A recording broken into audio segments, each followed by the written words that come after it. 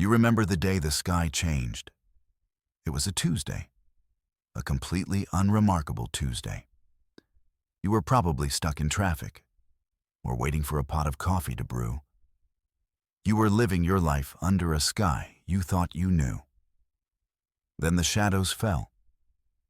They did not announce themselves with fire or sound. There was no grand entrance, just a sudden, chilling absence of light. You looked up from your phone. You stepped out of your office. You shielded your eyes against a sun that was suddenly, partially gone. Across the globe, the same story. Immense silent shapes had appeared in the upper atmosphere. They were not saucers. They were not sleek silver craft. They were brutalist wedges of a material that drank the light. A black so deep it felt like a hole in reality. There were thousands of them, a fleet of floating mountains. For 3 full days, they did not move. They offered no signal, no communication.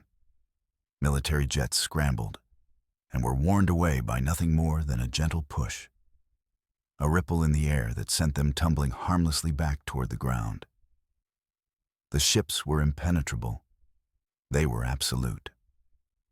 And they were utterly, terrifyingly silent. Their presence was a cold weight on the soul of the world. You felt it every time you dared to look up, a silent testament to your own insignificance. The silence broke on the 4th day. It was not a broadcast you could ignore. It came from everywhere at once. From your television, from your car radio, from the phone in your hand. It was a voice that felt ancient and impossibly heavy. It spoke in perfect English, perfect Mandarin, perfect Spanish, every language at once. The message was not complicated. It was not a dialogue. It was a demand. The voice, which you would come to call the harbinger, spoke with chilling clarity. It identified its people only as the hegemony. They had come to claim this star system, this world, this resource-rich planet, and they had come to claim you. The terms were simple. Unconditional surrender. All global governments would be dissolved. All military forces would stand down. Humanity would become a vassal race, a source of labor and biological material. There was no room for negotiation. The voice made that very clear. You were given one cycle, one of your own days, to comply. To refuse was to confirm your status as a pest, a minor infestation to be cleansed. The voice did not sound angry. It did not sound cruel. It sounded bored, as if it were reading a grocery list. That was the most terrifying part of all. The utter lack of emotion, the casual certainty of your extinction. You felt a collective breath being held. For 24 hours, the world waited. Leaders spoke in hushed, frantic tones behind closed doors. On the public channels, there was a strange unity, a species holding its nerve. You watched the speeches. You heard the defiant words. They spoke of freedom. They spoke of courage. They refused the hegemony's terms. It was a beautiful, noble, foolish moment, a spark of hope in the face of overwhelming power. You felt a surge of pride, a sense that maybe, just maybe, you could fight back. That hope lasted for approximately 17 minutes. The first wave of attacks was not a war. It was a lesson. The silent ships overhead finally acted. Thin beams of pure energy, brighter than the sun, lanced down from the sky. They did not target cities. They did not target people. They targeted symbols. The Statue of Liberty vanished in a silent flash. The Great Wall of China was sliced into neat sections. Mount Rushmore was wiped clean, returned to a blank stone face.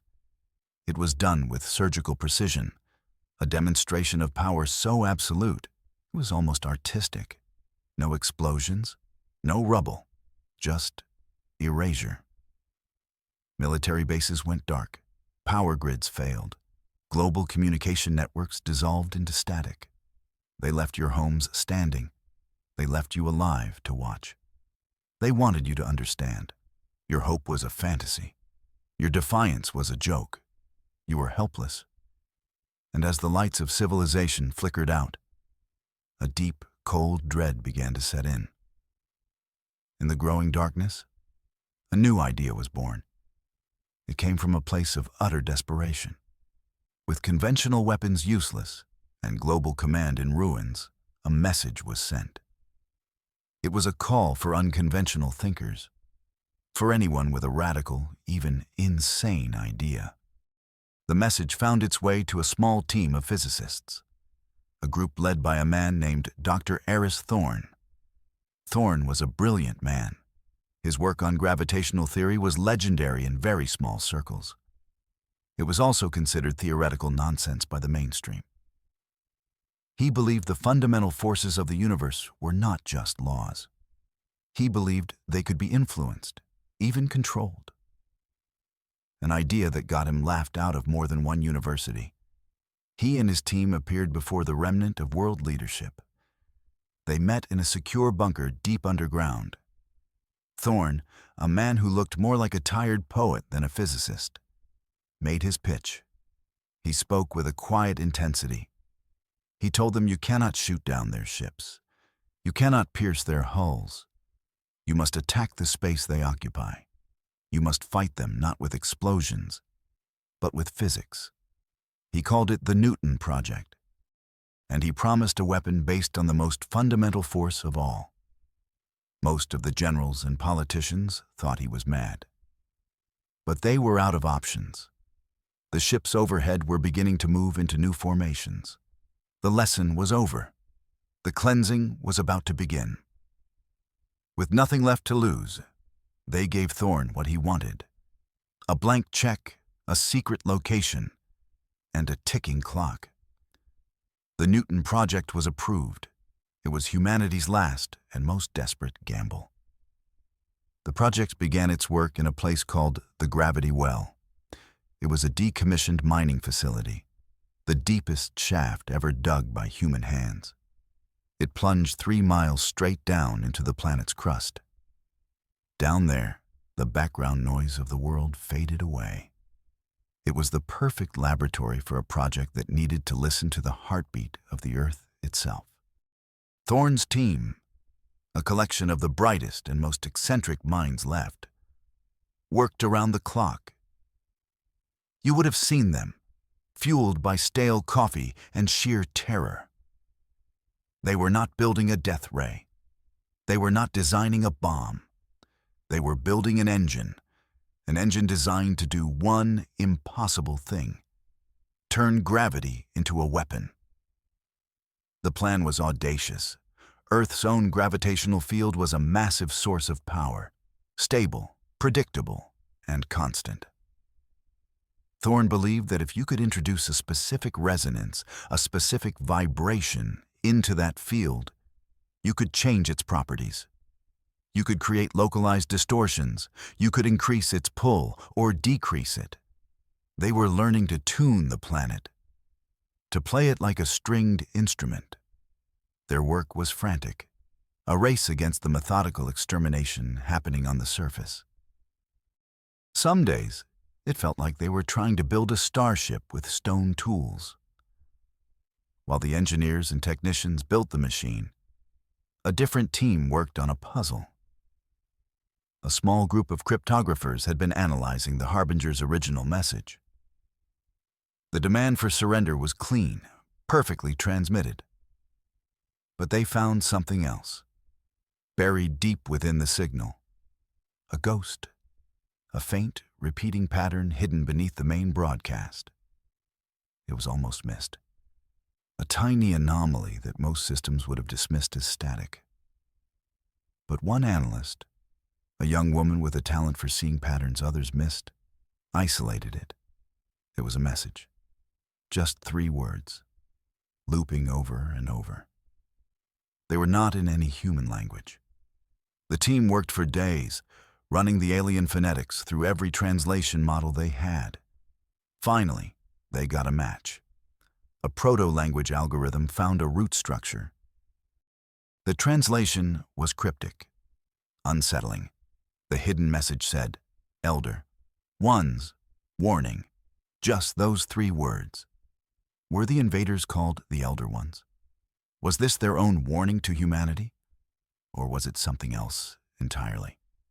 The words hung in the air of the gravity well. A riddle wrapped in an extinction event. Dr. Aris Thorne became obsessed with the hidden message. The words, Elder Ones, Warning echoed in the quiet moments. He knew they were the key. He stared at the alien signal's waveform for hours on end. He saw what the other analysts had seen, the layered message. But he also saw something they had missed. The carrier wave itself, the very frequency the hegemony used to broadcast their threats. It was not a steady, uniform wave. It had a pulse, a subtle, rhythmic fluctuation. It reminded him of a heartbeat, a biological system, not a machine. And that's when everything clicked into place. The warning was not from the hegemony. It was a warning about them. Thorne realized their incredible technology, their impenetrable ships, had a flaw, a single catastrophic point of failure. Their artificial gravity systems, the very things that let them move and fight with such impossible grace, had to be synchronized. They pulsed in unison with their command ship, a steady, predictable rhythm, a shared gravitational resonance. If you could disrupt that rhythm, you could disrupt everything. The clue was not in the words, it was in the music. The answer was gravitational resonance, and he now knew exactly how to break their army. The entire focus of the Newton project shifted. It was no longer about creating a blunt weapon.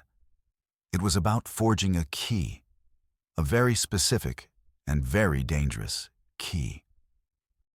The team began to construct the device at the heart of the gravity well. It was a colossal engine, a structure of conduits and focusing lenses that filled the entire base of the mine shaft. At its core was a resonant chamber. It looked like a giant tuning fork, forged from a composite of diamond and rare earth metals. This was the part that had to be perfect. It was designed to vibrate at an impossible frequency, a frequency Thorne had calculated from the hegemony's own signal. The device would tap into the Earth's geothermal energy. It would channel that immense power into the tuning fork. And then, it would sing a song that only the invaders could hear. You can imagine the scene. Hundreds of scientists working in a desperate frenzy. The fate of the world resting on a piece of hardware that looked like something out of a madman's symphony.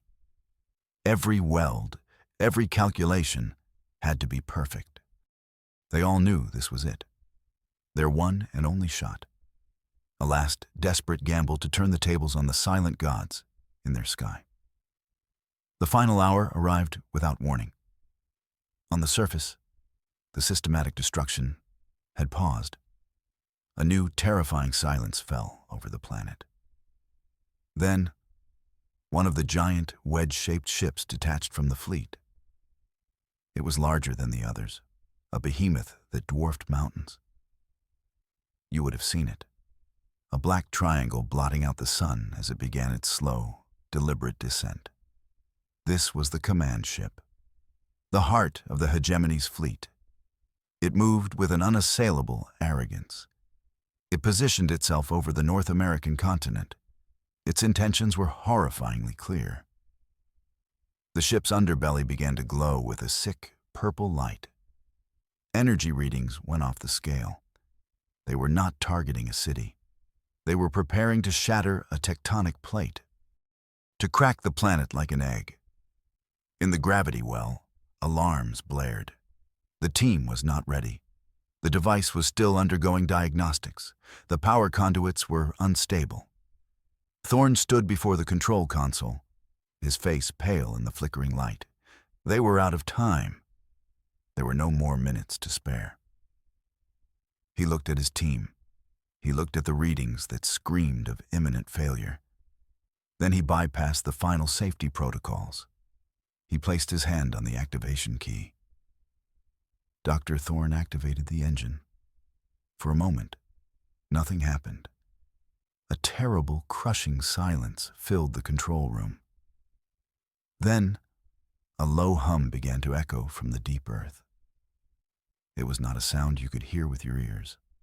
It was a vibration you felt in your bones, in your teeth. The entire facility trembled. The lights flickered and died, plunging them into emergency red.